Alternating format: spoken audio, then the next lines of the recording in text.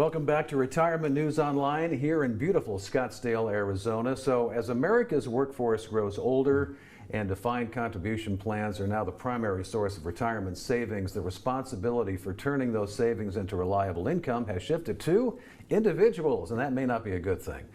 This shift is especially challenging for pre-retirees, those within 5 to 10 years of retirement who must navigate complex decisions around creating sustainable income, timing benefit claims, and managing longevity risk. And joining us is Phil Poggi. He's known as the financial consigliere. That's right.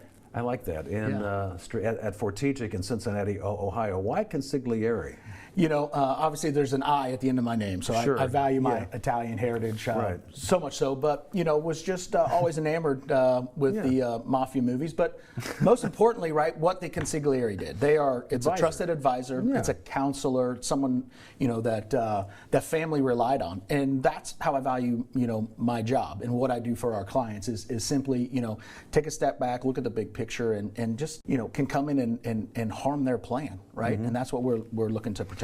And that's a good person to have on your team, right? You're kind of a fixer, is what you are too, absolutely. right? Yep. So let's talk about retirement planning. So when's the best time to start? I would assume you don't wait till the last minute. No, you don't. There's an old adage, and you may have heard it before. When's the best time to plant a tree, right? 20 years ago. Well, when's the second best time?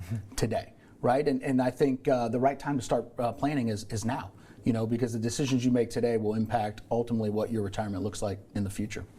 You know, I think income planning is one of these things that a lot of consumers just sort of assume is just going to sort of take care of itself. I think we've all heard of the 4% rule, so you have.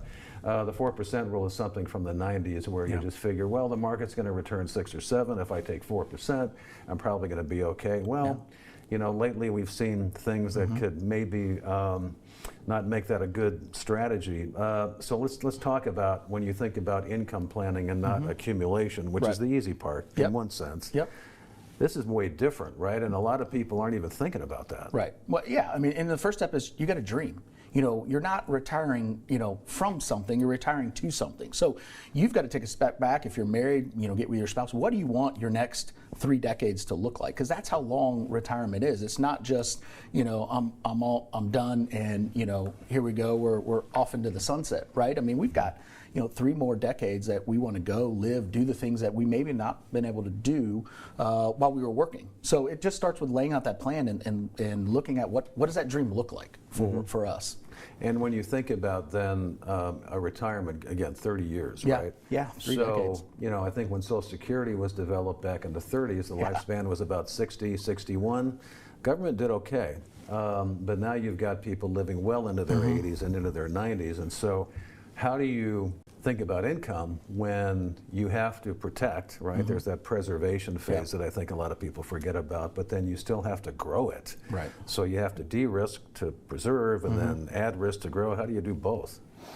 You know, you've got to take a step back, like I said, and look at the big picture. You know, it's funny, you brought up Social Security, right? You know, when Social Security was enacted, you know, the average lifespan was actually 63. You couldn't take it till 65. So the government was, of course, winning. Now, of course, people are, you know, longevity and advances in medicine, right? Or we're all living longer, which is a great thing for us. So, you know, you can't think about retirement planning as a linear number. You know, we like to talk a lot about the go-go, slow-go, and no-go because, you know, I think a lot of times people in their mind just think, okay, I'm going to need X amount of dollars for the next 30 years. But, you know, what I do at 65 is totally different than what I'm going to be doing at 80, 81, 82. I'm going to be thinking about life differently. I'm going to think about how do I pass on, you know, my legacy if I'm lucky enough to make it, you know, that far. So, you know, I think we have to take a step back and look at, you know, that full picture. We evaluate the assets and then plan accordingly and really position those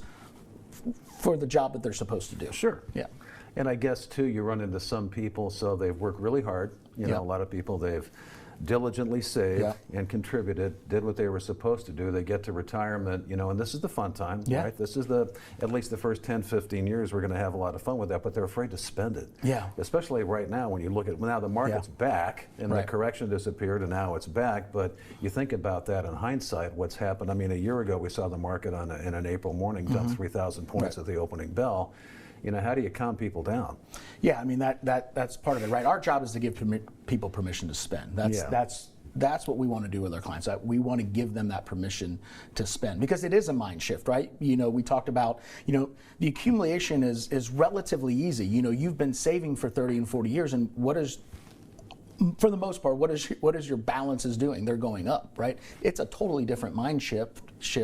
When you get to retirement, because what are you doing? You're spending those balances down, and you're seeing that decrease, and naturally, people have a fear about that. So, for us, right, that it is, our role is to give them that permission to spend. That show them that you're not going to run out of money. 60% of people are afraid to run out of money. So we've got to be that calming influence for them, that trusted advisor. Probably need to have a plan, don't you? 100%. You need to have a plan. The plan's the thing. That's right. That's Phil Poggi with Fortegic in Cincinnati.